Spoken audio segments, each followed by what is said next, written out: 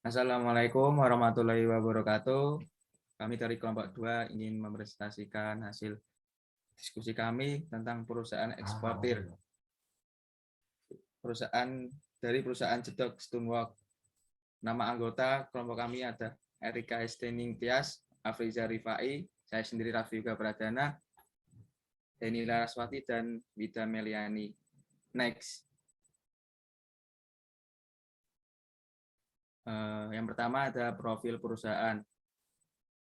Perusahaan Jedok Stonework merupakan perusahaan yang bergerak di bidang manufaktur berbentuk persekutuan komanditer atau CV yang berdiri pada tahun 1996.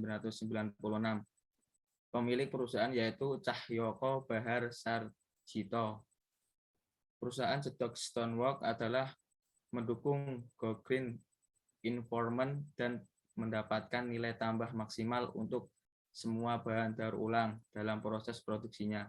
Jedok Stonework menggunakan strategi make to stock dan make to order. Selain melayani pasar domestik dalam negeri, Jedok Stonework juga telah memiliki pasar ekspor. Jedok Stonework telah mengekspor produknya ke Singapura, Amerika Serikat, dan beberapa negara di Eropa. Perusahaan Jedok Stonework beralamat di Jalan Imogiri Barat, Randu Belang 24, Wojo, Bangun Harjo, Sewon, Bantul, daerah istimewa Yogyakarta. Itu ada kerajinan batu berupa relief, batu alam, tile mozaik, dan kerajinan kayu jati, ada hiasan dinding dari kayu. Tujuan menghasilkan olahan produk kerajinan dengan nilai jual tinggi.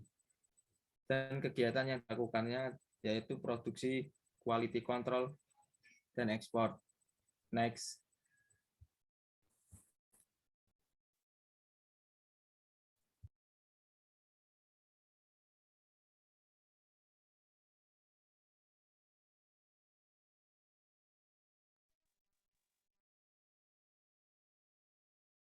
Selanjutnya, menambah devisa negara. Ekspor merupakan kegiatan perdagangan yang paling diandalkan untuk menambah devisa negara. Dengan adanya negara lain yang mengekspor barang dalam negeri, maka mata uang asing akan masuk ke dalam negeri. Makin tinggi kegiatan ekspor, maka semakin banyak pula devisa yang masuk. Yang kedua, menyediakan kerajinan kayu dan batu bagi negara yang memiliki 4 musim seperti Eropa, Australia, Belanda, dan Jerman. Dengan melakukan sebuah inovasi yaitu dengan memanfaatkan dan usaha tile mozaik yang memanfaatkan limbah dari pecahan batu hingga menjadikan negara yang memiliki 4 musim sebagai penggarap ekspor yang dituju karena Indonesia memiliki jenis kayu yang tidak dihasilkan negara lain, salah satunya yaitu kayu jati. Yang ketiga, menjalin kerjasama dengan negara lain. Menjalin hubungan atau kerjasama dengan negara lain tentunya akan menguntungkan kerjasama internasional yang terjalin kan untuk meningkatkan kesejahteraan melalui proses ekspor dan juga impor. Dapat membuat antar negara menjadi saling melengkapi. Yang keempat, mendatangkan keunikan produk untuk negara yang akan diekspor. Mendatangkan keunikan produk untuk negara yang akan diekspor adalah agar produk yang akan diekspor dapat dikenal dan diakui secara internasional dengan memberikan keunikan tersendiri dibandingkan produk dari perusahaan lain sehingga negara lain tertarik dengan keunikan produk yang ditawarkan.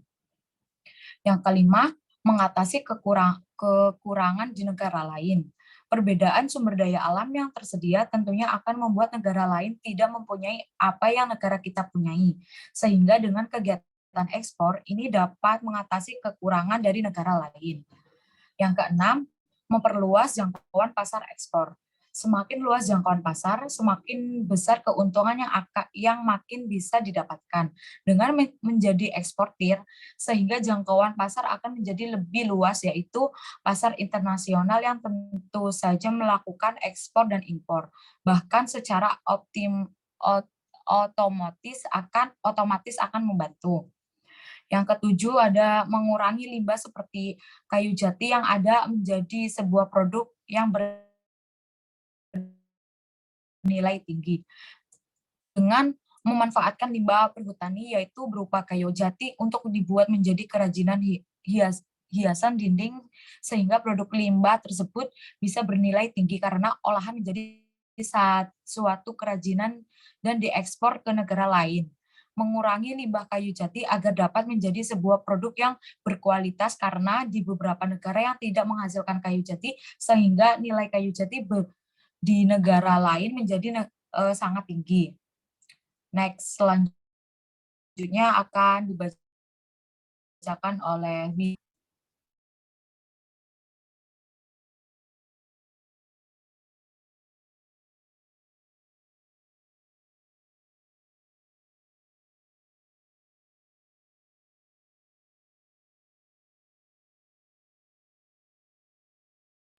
Suara Wit.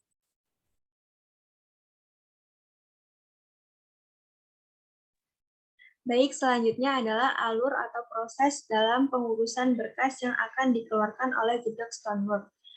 Yang pertama yaitu HO atau surat izin gangguan, yaitu surat izin yang berisi keterangan kegiatan usaha seseorang atau badan usaha atau perusahaan yang menyatakan tidak adanya keberatan dan gangguan terhadap ketentraman dan ketertiban umum atas lokasi usaha yang dijalankan oleh suatu kegiatan usaha di suatu tempat. Lalu yang kedua ada SPLK atau surat legalitas kayu, merupakan sistem pelacakan yang disusun secara multi-stakeholder untuk memastikan legalitas sumber kayu yang beredar dan diperdagangkan di Indonesia. Sistem verifikasi legalitas kayu atau SPLK dikembangkan untuk mendorong implementasi peraturan pemerintah yang berlaku terkait perdagangan dan peredaran hasil hutan yang legal di Indonesia.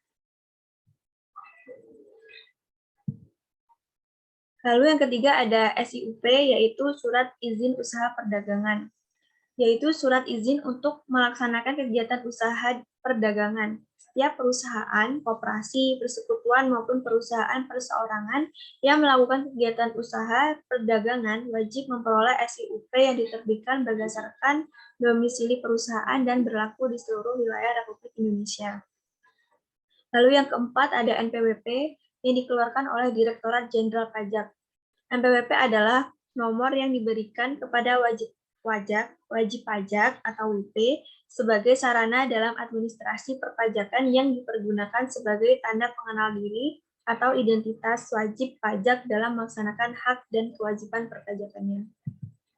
Selanjutnya akan dilanjutkan oleh Erika. Yang kelima ada akta pendirian perusahaan. Akta pendirian perusahaan adalah dokumen yang disahkan notaris terkait dengan usaha untuk mendirikan sebuah perusahaan. Kemudian yang keenam ada Bill of Landing. Bill of Landing adalah surat tanda terima barang kepada kapal laut atau bukti kepemilikan barang yang berisi perjanjian pengangkutan barang. Bill of Landing digunakan khususnya kapal laut yang mengangkut ekspor-impor barang. Kemudian selanjutnya ada polis asuransi. Dokumen ini merupakan bukti pertanggungjawaban dari perusahaan asuransi tentang jaminan keselamatan barang yang dikirim. Biasanya dokumen ini diminta oleh pihak eksportir atau importir. Risiko yang nantinya terjadi akan ditanggung oleh pihak asuransi sesuai dengan kesepakatan yang ada. Selanjutnya ialah faktur atau invoice. Dokumen ini berisi data jumlah wasel yang dapat ditarik, penyesuaian urusan bea cukai, jumlah asuransi, dan lain sebagainya. Di dalam faktur ini ada 3 jenis, yaitu performa invoice, komersial invoice, dan konsuler invoice. Selanjutnya akan dijelaskan oleh Afril.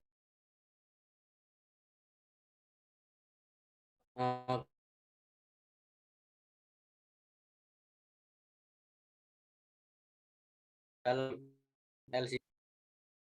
Yang pertama, beli dilakukan oleh eksportir dan importir. Kemudian pembeli mengajukan LC. memeriksa pengajuan LC nasabah. Kemudian apabila bank setuju, maka nasabah wajib setor jaminan. Kemudian LC ditujukan kepada bank penerus. Advising bank meneruskan LC ke produsen.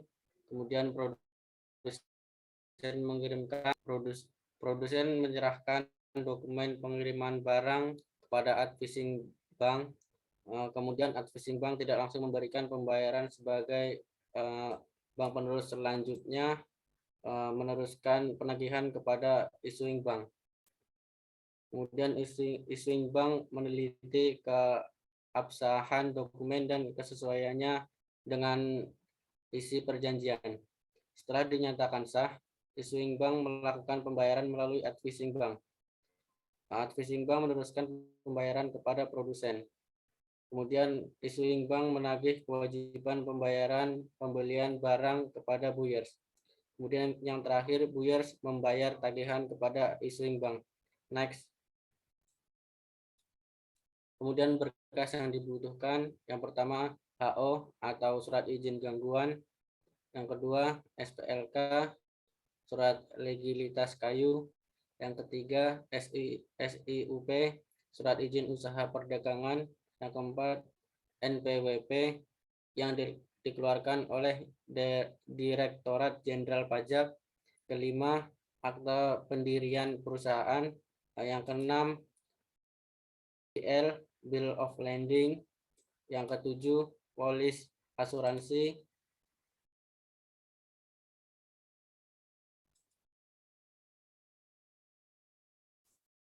yang ke-8 apa cuy, nggak kelihatan lanjut. Kemudian lampiran berkas, bisa dilihat di situ gambar contoh berkas lampiran. Yang pertama itu ada surat izin gangguan, kemudian surat legalitas kayu, kemudian yang ketiga itu ada surat izin pengusaha perdagangan. Next. Kemudian yang keempat itu ada NPWP, yang kelima ada akta pendirian perusahaan, yang keenam itu BL atau Bill of Landing. Next. Yang ketujuh itu ada, yang terakhir itu invoice atau faktur. Sekian dari kelompok kami, kurang dan lebihnya mohon maaf. Wassalamualaikum warahmatullahi wabarakatuh.